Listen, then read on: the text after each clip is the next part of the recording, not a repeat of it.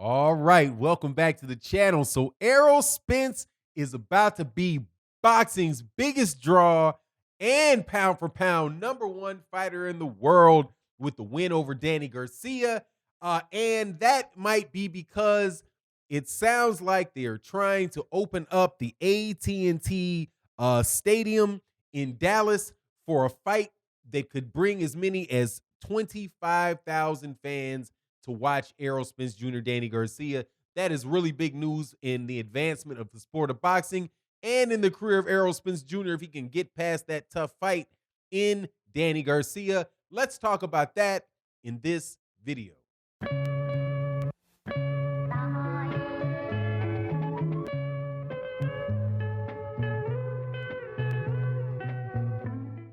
All right, welcome back to the channel. So, according to some articles that came out in out of Dallas, Texas, and messed up, don't have the name of the paper, but it was some news reports that came out of this out of Dallas that the Errol Spence Jr. versus Danny Garcia fight is being considered for the AT&T Stadium. And that, my friends, I think is very, very big news for the state of boxing. It is for the state of boxing, for the sport of boxing, because that is saying that, that we're going to start being able to get major fights going on because they're going to allow fights to for there to be people in attendance to fights. Even in Las Vegas, there's some talk that there might be some extra amount of fans available even for the fight that is coming up between Teofimo Lopez and Vasily Lomachenko. So, cross your fingers that hopefully that means that boxing is opening up a little bit. But specifically for Errol Spence Jr., he and Danny Garcia, I have to add, are in very unique position here because of their ability to fight in the state of Texas and Dallas. If you don't know, Texas is very, very business friendly. Okay, so they are not good. They are not liberal. They are very conservative, and I guarantee you, they are going to be out there. They are opening up businesses to the public as much as possible. Now, in the last fight that took place at AT&T Stadium, there was a good amount of people there for a football game. Now, Errol Spence Jr., the fight that we're talking about is between Errol Spence Jr. and Danny Garcia, right? Errol Spence Jr. is the WBC, is the IBF and the WBC champion, and Danny Garcia is the he was the former WBC champion, but he's also he had a very good run at 140 pounds between when was it? He was like 36-2. His record is 36-2 with 21 knockouts, and he basically ran the 140-pound division from the time that he fought Eric Morales in 2012 all the way up till a very suspect win that he has on his record against Mauricio Herrera at 140 pounds. But I think that was it was like maybe 4 or 5 title defenses of both the WBC and the WBA super 140-pound titles. So, this is, and he has a big backing in a Puerto Rican backing. The combination between it being Errol Spence Jr., who is from DeSoto, who had in attendance like 47,000 people in attendance for the fight with Mikey Garcia, and the fact that Danny Garcia is well known, really does make for a very, very big fight. Now, why do I say that would make Errol Spence Jr. the biggest draw in boxing? Well, obviously, if you can get 21, I know the Dallas Cowboys had their season opener last week at AT&T Stadium, and their announced attendance was 21,708. And the promoters, the people that were interviewed, the source for this information from the PBC, obviously, are saying that they expect that they could have as many as 25,000 people in attendance for the Errol Spence Jr. Danny Garcia fight. Now, why do you think that they could get 25,000 people in there when, like when Deontay Wilder fought, Tyson Fury, there was, and they did like a $17 million gate. I can't remember how many people were there, but I think it was somewhere around, I think there was around like maybe 16, 17,000 people that were at that fight, and it did 17 million. But in Dallas, this is an outside stadium. This is a big place where people play football. It's a much bigger place. And in the United States, it's one of those rare places that you can get that larger crowd for a boxing match. And actually, it's in Dallas, it's the second largest venue, because I believe that actually the AT&T Stadium, I believe, is where AT&T Stadium is where the Dallas Cowboys play. There's another one which is a smaller venue that you can still get. I do believe you can get 16, 17,000 in their practice facility.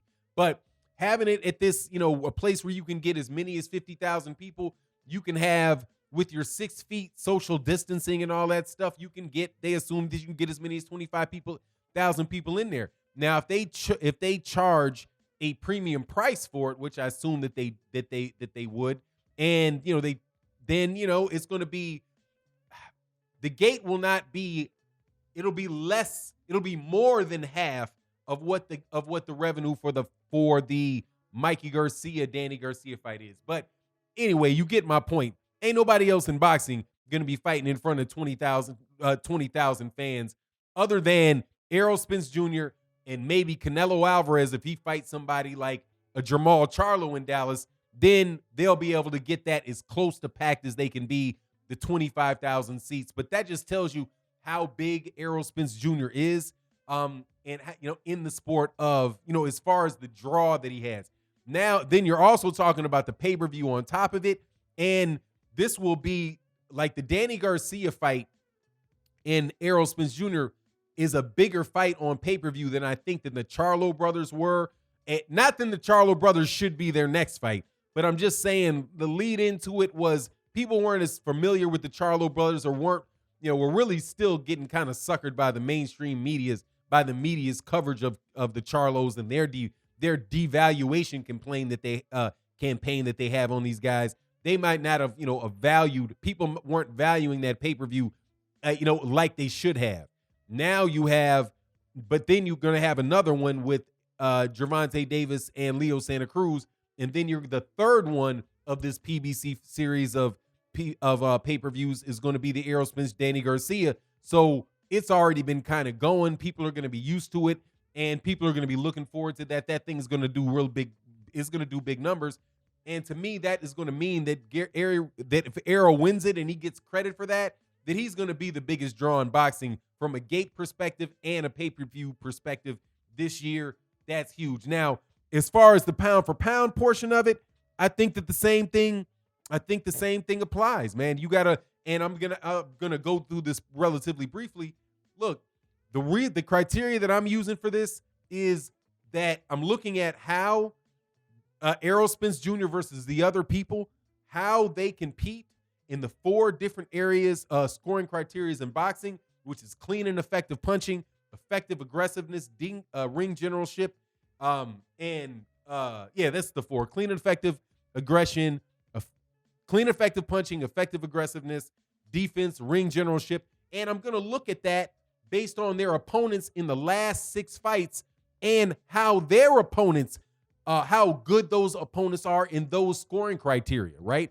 So like Lomachenko can be the best guy in the world, but when Lomachenko fights a guy like, in his last 6 fights, you have Teofimo Lopez. After this next fight, he has Teofimo Lopez scheduled, Luke Campbell, Anthony Corrala, Jose Pedraza, Jorge Linares, and Guillermo Rigondeaux. Guillermo Rigondeaux does not have the power, does not have enough clean and effective of punching to be effectively aggressive against a guy that much bigger than him. Same Jorge Linares has no chin, right? The dude, anyway, but if you look at like Anthony Corrala is deficient in all 4 areas of the scoring criteria, as is Well, no, the other ones are decent, but when you compare that to Errol Spence Jr. and him having fought guys like Sean, the Danny Garcia, the Sean Porter, you look at those last 6 fights, dude. I don't think that Canelo with his last 6 fights, because he's got some shady stuff up in there too in his last 6 fights with Rocky Fielding and definitely Rocky Fielding, Sergey Kovalev, and Julio Cesar Chavez Jr. I mean, those guys are not at the same level of the fighters that Errol Spence Jr. is fighting over the last 6 fights. And all of those guys are that I'm talking about: Canelo, Crawford, Lomachenko, Spence. All of they are very sound in all of 4 of those areas, but they've not been fighting opponents that have been sound in those areas. And I think that is creating a bit of an optical illusion. And as a result, I'm going to have Errol Spence Jr. placed on top of that list. And since he's going to be if he gets past Danny Garcia, along with the, and caveat there, because Jermell Charlo's win over Jason Rosario means a lot too. But I'm going to be giving Errol Spence Jr. a lot of credit for those last 6 fights after that Danny Garcia fight. And I think that that's a fair thing to do. Hey, anyway, you let me know what you think in the comment section about the things that we talked about in this video. Do you think that Errol Spence Jr. is going to be the biggest draw of this year if this moves to AT&T Stadium? What do you think about the notion of the pound for pound conversation? How you should go through that? Let me know let me know what you think in the comment section. Thank you guys so much for all your support that you give to the channel on a day-to-day basis. Thank you so much for supporting the Patreon, supporting the channel memberships, the channel through the channel memberships, supporting in the live streams Monday through Friday on Fanon Live with the super chats and the cash apps. Thank you guys so much. And I'm going to check you on the next video. And with that, I'm out. Peace.